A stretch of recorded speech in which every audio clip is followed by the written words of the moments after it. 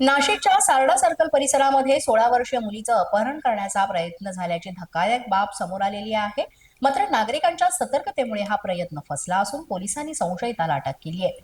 Sarda circle परिसरातील सकाळी शिकवणीसाठी निघालेल्या 16 वर्षीय मुलीला पांढऱ्या थार कारनं अडवलं आणि कारमधील व्यक्तीनं 2 वेळा मेरे गाडी में बैठ जा असं सांगत मुलीला कारमध्ये बसवण्याचा प्रयत्न केला.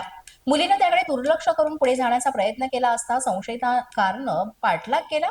मुलगी घाबरून एका वृद्धेच्या पाठीमागे लपली आणि जवळच असलेल्या व्यक्तीला तिनं हा संपूर्ण प्रकार सांगितला. त्या व्यक्तीनं कारचा पाठलाग केला, मात्र आरोपी हा कार घेऊन तिथून पसार झाला होता. त्यानंतर मुलीनं घरी जाऊन ही संपूर्ण घटना घरातल्यांना सांगितली आणि याबाबत तक्रार दाखल करण्यात आली. त्यानंतर पोलिसांनी सीसीटीव्ही फुटेजच्या आधारे तपास सुरू केला आणि संशयित कपिल गंजीभाई लीला वय वर्ष 40 याला पवननगर इथून ताब्यात घेतलंय. या प्रकरणी मुंबई नाका पोलीस ठाण्यामध्ये पोक्सो अंतर्गत गुन्हा दाखल करण्यात आलेला आहे आणि आता पुढील तपास पोलीस करीत आहेत.